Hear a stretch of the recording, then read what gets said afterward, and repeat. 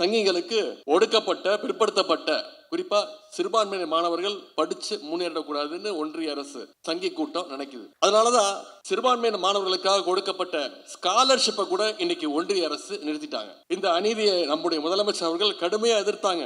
எதிர்த்ததோடு மட்டும் நிக்கல, 1ஆம் வகுப்பிலிருந்து 8ஆம் வகுப்பு வரை படிக்கக்கூடிய சுமார் 1 லட்சம் சிறுபான்மையின மாணவர்களுக்கு மாதம் 1000 ரூபாய் கல்வி உதவி தொகையை நம்முடைய முதலமைச்சர் அவர்கள் வழங்கி வருகின்றார். இதுதான் உண்மையான சமூக நீதி அரசு. அதே மாதிரி ஆளுநர் RN ரவிக்கு எதிர்த்து ஒரு போராட்டம், புதிய கல்விக் கொள்கைக்கு எதிரான போராட்டம்னு திராவிட முன்னேற்ற கழகம் கல்விக்காக எந்த போராட்டத்தை நடத்தினாலும் அந்த போராட்டங்கள்ல கழக மாணவர் அணியோடு கைகோத்து பங்கேற்று இருக்கீங்க. நம்முடைய இந்த ஒற்றுமை தான் சங்கிகளை இன்னைக்கு கதற விட்டுட்டு இருக்கு. இதே போல நம்முடைய ஒற்றுமை மேலும் மேலும் வளரணும். இதே போல அவங்களுடைய கதறல் மேலும் மேலும் தொடரணும். நாம போராடி ஒடுக்கப்பட்ட பிற்படுத்தப்பட்ட சிறுபான்மையின மாணவர்களை உயர்கல்வி படிக்க முயற்சி பண்ணி அனுப்புறோம். ஆனா ஒன்றிய அரசோட உயர்கல்வி நிறுவனங்கள்ல நம்ம மாணவர்களை படிக்க விடாம மன உளைச்சலை தர்றாங்க. ஒன்றிய அரசுடைய பல்கலைக்கழகங்கள்ல சாதி மத பாகுபாட்டை தடுக்க சமீபத்தில் UGC சில ரெகுலேஷன்ஸ் கொண்டு வந்துச்சு. ஆனா ஒன்றிய பாஜக அரசு அதை எதிர்த்தாங்க, கோர்ட்டுக்கு போய் ஸ்டே வாங்கிட்டாங்க. ஆனா அந்த UGC ரெகுலேஷன்ஸ் அவசியம் வேணும்னு குரல் கொடுத்தவர் நம்முடைய முதலமைச்சர் அவர்கள். ஆனா நீங்க யோசிச்சு பாருங்க, இங்க இருக்கக்கூடிய அடிமை கூட்டத்திற்கு இதை பத்தி எல்லாம் கவலை கிடையாது. ஏன்னா பாசிச பாஜகவுடைய முழு நேர அடிமையா அதிமுக மாறிடுச்சு. அதுல இப்ப எதிர்க்கட்சி தலைவர் திரு எடப்பாடி பழனிசாமி அவர்கள் மோடியோட மொரட்டு அடிமையாவே மாறிட்டாரு. சுயமரியாதை வாழ்வே சுக வாழ்வுன்னு சொன்னார் தந்தை பெரியார் அவர்கள். ஆனா எதிர்க்கட்சி தலைவர் திரு எடப்பாடி பழனிசாமி அவர்களுக்கு அடிமை வாழ்வே சுக வாழ்வுன்னு வாழ்ந்துட்டு இருக்கிறார். போன நாடாளுமன்ற தேர்தலில் போய் திரு எடப்பாடி பழனிசாமி அவர்கள் என்ன சொன்னாரு? சிறுபான்மையின மக்களே, இந்த முறை எங்களை நம்புங்க, நாங்க எந்த காலத்திலும் பாஜகவோட மீண்டும் கூட்டணி வைக்க மாட்டோம்னு சொன்னாரா இல்லையா? ஆனா இன்னைக்கு கூட்டணி வச்சதோட மட்டும் நிக்கல. சமீபத்துல மதுரையில நடந்த விஷயம் உங்களுக்கு தெரியும். சங்கிக மதுரையில கலவரம் செஞ்ச முயற்சி பண்ணப்போ அதற்கு ஆதரவு குரல் கொடுத்தவர் தான் சிறுபான்மையினுடைய துரோகி திரு எடப்பாடி பழனிசாமி அவர்கள். பாசிச கூட்டத்திற்கு தமிழ்நாட்டில் இன்னைக்கு ஒரு அடிமை பத்தலன்னு புது அடிமைகளுக்கு வலைவிரிச்சு தேடிட்டு இருக்கிறாங்க. ஆகவே இப்படிப்பட்ட பாசிஸ்டுகளையும் அடிமைகளையும் வர்ற சட்டமன்ற தேர்தலில் நாம சேர்ந்து வீழ்த்தி ஆக வேண்டும். தொடர்ந்து 3 நாட்கள் சுற்றுப்பயணம், தொடர்ந்து 3 நாட்களாக பேசி நேற்று உங்களை சில பேர் பார்த்திருக்க கூடும். விருதுநகர்ல இளைஞரணி நிர்வாகிகள் சந்திப்பு, கிட்டத்தட்ட 1 லட்சம் நிர்வாகிகளோட ஒரு சந்திப்பு எல்லாம் முடித்து விட்டு நேற்று நள்ளிரவு தான் சென்னைக்கு திரும்பினேன். கொஞ்சம் உடல் சோர்வாக இருந்தது. இருந்தாலும் இன்றைக்கு காலையில் வட சென்னையிலே பல்வேறு நிகழ்ச்சிகள், அதே மாதிரி என்னுடைய சேப்பாக்கா திருவல்லிக்கேணி தொகுதியிலே பல்வேறு நிகழ்ச்சிகளை கலந்து கொண்டு உடல் கொஞ்சம் சோர்வாக இருந்தேன். இருந்தாலும் இந்த நிகழ்ச்சிக்கு நிச்சயம் வந்தாக வேண்டும். நம்முடைய சமூக நீதி மாணவர் இயக்கத்துடைய வெள்ளி விழாவில் நான் நிச்சயம் கலந்து கொள்ள வேண்டும்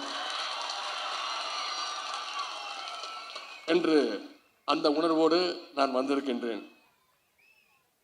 இந்த வாய்ப்பை எனக்கு அளித்த மனிதநேய மக்கள் கட்சியுடைய தலைவர் பேராசிரியர் அண்ணன் ஜவஹர்லால் அவர்களுக்கும், சட்டமன்ற உறுப்பினர் அண்ணன் அப்துல் சமத் அவர்களுக்கும், தமிழ்நாடு முஸ்லிம் முன்னேற்ற கழகத்துடைய பொதுச் செயலாளர் பேராசிரியர் அண்ணன் ஆஜா கனி அவர்களுக்கும், முதல்ல என்னுடைய இங்க வந்திருக்கக்கூடிய அனைத்து நண்பர்களுக்கும் மாணவ செல்வங்களுக்கும் முதல்ல என்னுடைய நன்றியை நான் தெரிவிச்சுக்கிறேன். 2020ஆம் ஆண்டு நம்மளால யாராலையும் அதை மறக்க முடியாத ஆண்டு. கொரோனா காலகட்டத்தில் இதே தமிழ்நாடு முஸ்லிம் முன்னேற்ற கழகத்துடைய வெள்ளி விழா மாநாடு நடந்துச்சு. அந்த மாநாட்டில் காணொலி காட்சி மூலமாக நம்முடைய கழக தலைவர் தமிழக முதலமைச்சர் அவர்கள் கலந்துக்கிட்டாங்க. இன்னைக்கு சமூக நீதி மாணவர் இயக்கத்துடைய வெள்ளி விழாவில் நான் கலந்துக்கிட்டு இருக்கிறேன். இது எனக்கு பெருமை. இதில் கூடுதல் எனக்கு மகிழ்ச்சி என்னன்னா, கலைஞர் கட்டி எழுப்பிய வள்ளுவர் கோட்டத்தில் மாணவர் இயக்கத்துடைய வெள்ளி விழா நிகழ்ச்சி சிறப்பாக நடந்துட்டு இருக்கு. இல்லை, எங்களுடைய இளைஞர் அணிக்கும் இந்த மாணவர் இயக்கத்திற்கும் பேரவைக்கும் ஒரு நெருங்கிய உறவு உண்டு, பொருத்தம் உண்டு. ஏன்னா சென்ற டிசம்பர் மாதம் இதே அரங்கத்தில் திராவிட முன்னேற்ற கழகத்துடைய இளைஞரணி நடத்துகின்ற அறிவு திருவிழா அப்படின்ற ஒரு நிகழ்ச்சியை 11 நாட்கள் இதே அரங்கத்தில் நாங்கள் நடத்தி காட்டினோம். இன்னைக்கு அதே அரங்கத்தில் உங்களை எல்லாம் சந்திப்பது எனக்கு கூடுதல் மகிழ்ச்சி. சில விழாக்கள்ல மேடை மேல அமர்ந்திருக்கிறவங்க எல்லாருமே மிகப்பெரிய பேச்சாளர்களாக, சிறந்த பேச்சாளர்களாக இருப்பாங்க. ஆனா இந்த விழாவில் மேடை மேல மட்டும் இல்ல, எனக்கு தெரிய மேடைக்கு கீழே உட்கார்ந்து இருக்கக்கூடிய உங்களையும் மிகச்சிறந்த பேச்சாளர்கள், எனக்கு தெரிஞ்ச பேச்சாளர்களே இருக்கிறாங்க. 1000 டீச்சர்ஸை கூட சமாளிச்சிடலாம். ஆனா ஒரு அறிவார்ந்த லட்சியத்தோடு இருக்கக்கூடிய ஒரு மாணவன் கேட்கிற கேள்வியை நம்மளால சமாளிக்க முடியாது. அதுலயும் தமுமுகவுடைய இந்த சமூக நீதி மாணவர் இயக்கத்தை பத்தி நான் உங்களுக்கு சொல்ல வேண்டிய அவசியம் இல்லை. கல்வி அறிவு, அரசியல் அறிவு, மார்க்க அறிவு எல்லாத்திலையும் நீங்க ஸ்பெஷலிஸ்ட். மேடையிலேருந்து பார்க்கும்பொழுது உங்களை எல்லாம் பார்க்கும்பொழுது பிளாக் அண்ட் ஒயிட் சோல்ஜர்ஸ் மாதிரி உட்கார்ந்து இருக்கிறீங்க. உங்களுடைய எழுச்சியை பார்க்கும்போது மிக பெருமையாக இருக்கு. ஏன்னா இது ஏதோ கொள்கை இல்லாம, கொள்கைனா என்னன்னு தெரியாம, லட்சியம்னா என்னன்னு தெரியாத, கோட்பாடு இல்லாத கூட்டம் கிடையாது. கொள்கையோடு லட்சியத்தோடு செயல்படுகின்ற ஒரு மிகச்சிறந்த மாணவர் படை. அப்படிப்பட்ட உங்க மத்தியில் பேசுறது எனக்கு இன்னும் கூடுதல் பெருமை. ஒரு இயக்கத்தை துவங்கி நடத்துறது சாதாரண விஷயம் கிடையாது. ஆனா இந்த சமூக நீதி மாணவர் இயக்கத்தை 25 வருஷமா நீங்க வெற்றிகரமா நடத்திட்டு வரீங்க. அதுக்கு முதல்ல என்னுடைய வாழ்த்துக்கள், என்னுடைய சல்யூட். திராவிட முன்னேற்ற கழகத்திற்கும் இந்த சமூக நீதி மாணவர் இயக்கத்திற்கும் நிறைய ஒற்றுமைகள் உண்டு. உங்களுடைய இயக்கத்துடைய பெயர்லயே சமூக நீதின்ற பெயர் வார்த்தை இருக்கு. உங்களுடைய இயக்கத்தோட பேரே சமூக நீதி மாணவர் இயக்கம். திராவிட முன்னேற்ற கழகத்துடைய அடிப்படை கொள்கையே சமூக நீதி தான்.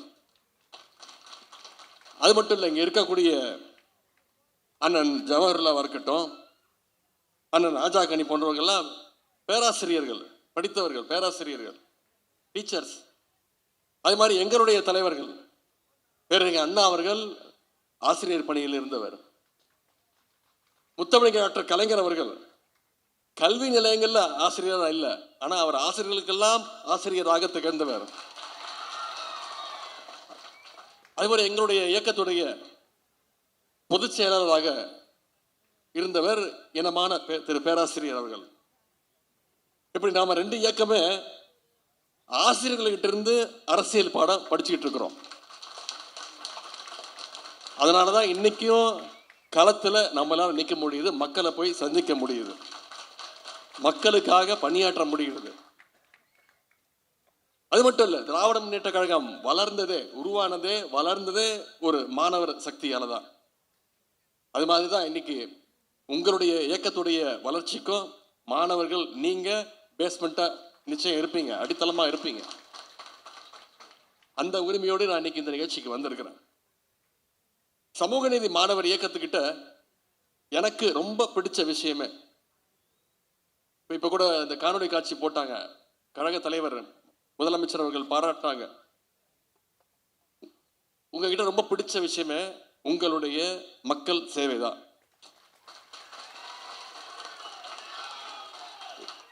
உங்களுடைய செயல்பாடுகள், உங்களுடைய பொதுநல பணிகளை எல்லாம் பார்த்து நிறைய பேர் ஆச்சரியப்பட்டு போயிருக்கோம். நானும் ஆச்சரியப்பட்டிருக்கேன். எந்த விளம்பரமும் இல்லாம, இப்பெல்லாம் எல்லாருமே பண்றதே விளம்பரத்துக்கு தான். அந்த மாதிரி நேரத்தில் எந்த விதமான ஒரு விளம்பரமும் இல்லாம மக்களுக்காக பல்வேறு பொதுநல சேவைகளை நீங்க செஞ்சிட்டு இருக்கீங்க. கொரோனா காலத்துல உயிரை பணைய வச்சு நீங்க செஞ்ச சேவைகளை மக்கள் என்னைக்கும் மறக்க மாட்டாங்க. மக்களுக்காக நீங்க செஞ்ச அந்த ஆம்புலன்ஸ் சேவை, லாக்டவுன்ல முடங்கி கிடந்த மக்களுக்கு நீங்களாவே போய் உணவு வழங்கியது, இறந்தவங்களுடைய உடல்களை உரிய மரியாதையோடு அடக்க செஞ்சதுன்னு அந்த கிரிட்டிக்கல் டைம்ல நீங்க செஞ்ச சேவையை தமிழ்நாட்டு மக்கள் என்னைக்கும் மறக்க மாட்டாங்க.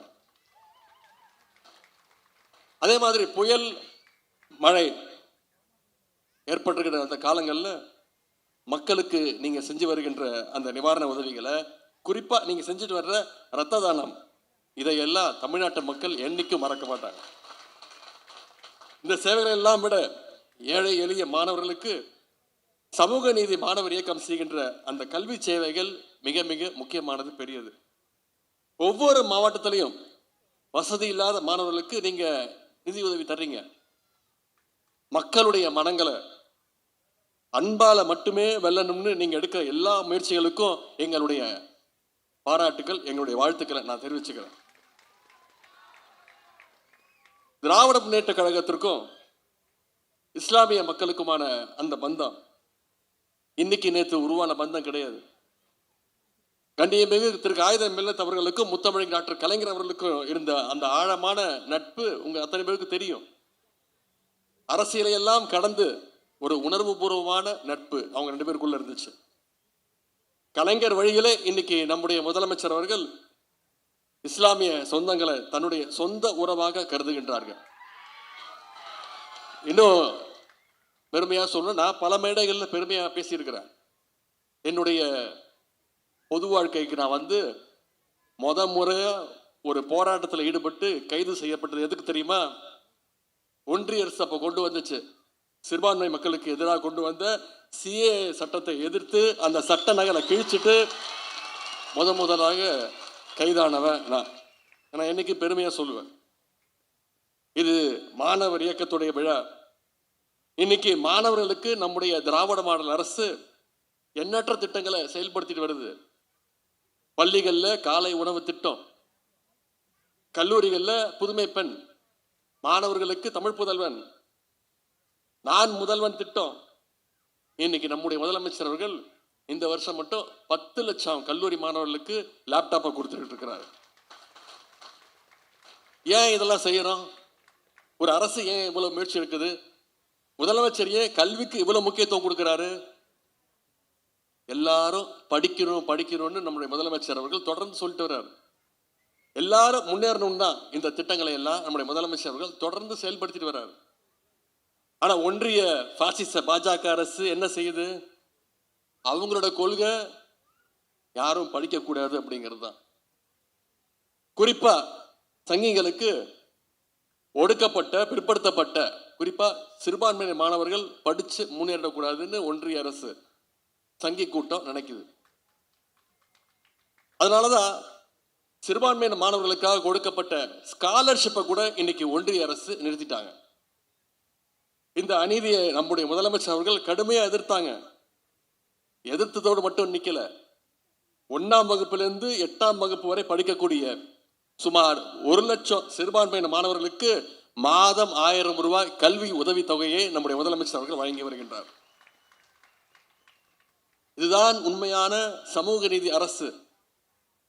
உங்களுடைய இயக்கம் சார்பாக மாணவர்களுடைய கல்வி உரிமையை பாதுகாக்க பல போராட்டங்களை நீங்க நடத்தியிருக்கிறீங்க.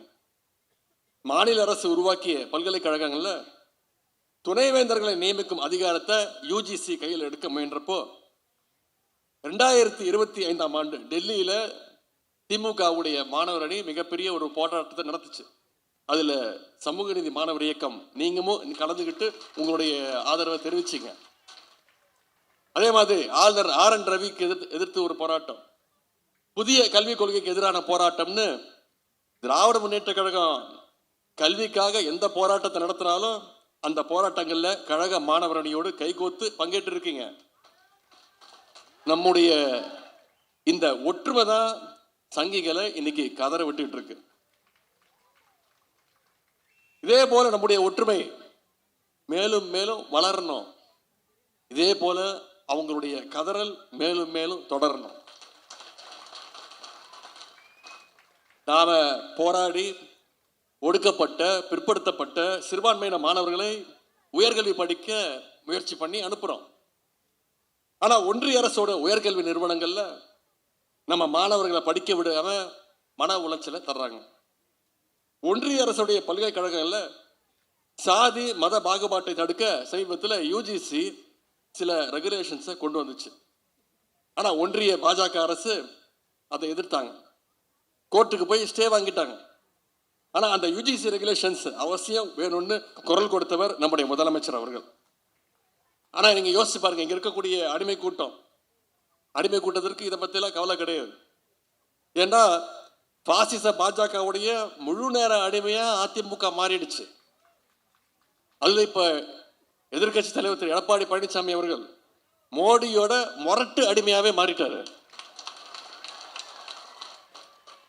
சுயமரியாதை வாழ்வே சுக வாழ்வுன்னு சொன்னார் தந்தை பெரியார் அவர்கள். ஆனா எதிர்கட்சி தலைவர் திரு எடப்பாடி பழனிசாமி அவர்களுக்கு அடிமை வாழ்வே சுக வாழ்வுன்னு வாழ்ந்துட்டு இருக்கிறார். போன நாடாளுமன்ற தேர்தலில் போய் திரு எடப்பாடி பழனிசாமி அவர்கள் என்ன சொன்னாரு? சிறுபான்மையின மக்களே, இந்த முறை எங்களை நம்புங்க, நாங்க எந்த காலத்திலும் பாஜகவோட மீண்டும் கூட்டணி வைக்க மாட்டோம்னு சொன்னாரா இல்லையா? ஆனா இன்னைக்கு கூட்டணி வச்சதோட மட்டும் நிக்கல. சமீபத்தில் மதுரையில நடந்த விஷயம் உங்களுக்கு தெரியும்.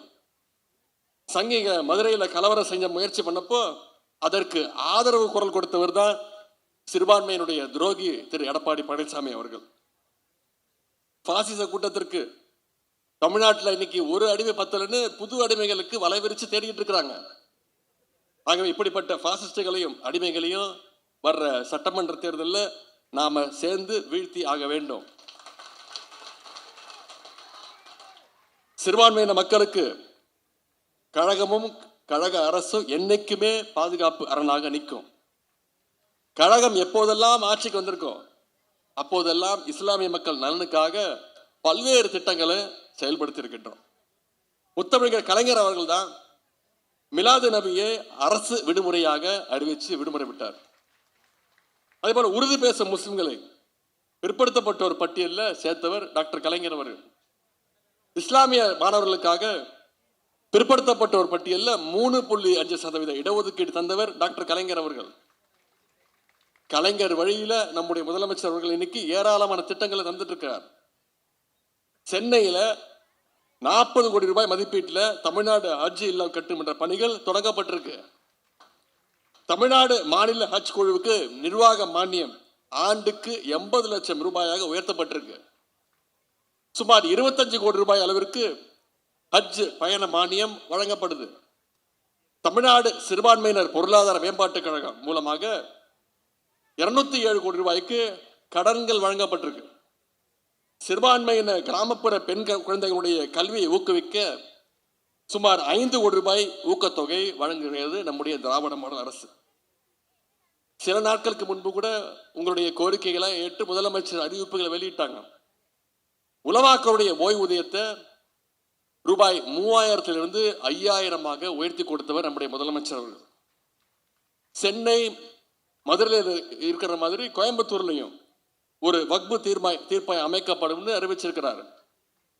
ஏற்கனவே இருக்கின்ற பள்ளி வாசல்கள், தர்காக்கள், வக்பு நிறுவனங்களை புனரமைக்க 23 கோடி ரூபாய் நிதியை ஒதுக்கீடு கொடுத்திருக்கிறார் நம்முடைய முதலமைச்சர் அவர்கள். இப்போ கபர்ஸ்தான்கள் இல்லாத இடங்கள்ல மாநகராட்சி மூலம் அரசு நிலம் தேர்ந்தெடுக்கப்படும் முதலமைச்சர் அவர்கள் அறிவிச்சிருக்கிறாங்க. இப்படி நீங்க கேட்டதையெல்லாம் கொடுக்கக்கூடிய ஒரு தலைவர் முதலமைச்சர், திராவிட முன்னேற்ற கழகத்துடைய தலைவர், நம்முடைய தலைவர் இருக்கிறாங்க. ஆகவே உங்களுக்காக இன்னும் அதிகமாக உழைக்க நம்முடைய திராவிட முன்னேற்ற கழகமும் நம்முடைய திராவிட மாடல் அரசும் காத்துக்கிட்டு இருக்கு. சிறுபான்மையின மக்கள் எப்பொழுதும் போல நம்முடைய திராவிட மாடல் அரசுக்கு நீங்கள் ஆதரவு தர வேண்டும் நான் கேட்டுக்கொள்கின்றேன். நம்முடைய கூட்டணி குறைந்தது 200 இடங்கள்ல வென்று காட்டுவோம்னு நம்முடைய தலைவர் சொல்லியிருக்கிறார். வெல்வோம் 200, படைப்போம் வரலாறு. நாம ஒற்றுமையோடு உழைச்சோம்னா 200 அல்ல 200க்கும் அதிகமான தொகுதிகளில் திராவிட முன்னேற்ற கழக கூட்டணி, மதச்சார்பற்ற முற்போக்கு கூட்டணி நிச்சயம் வென்று காட்டுவோம்.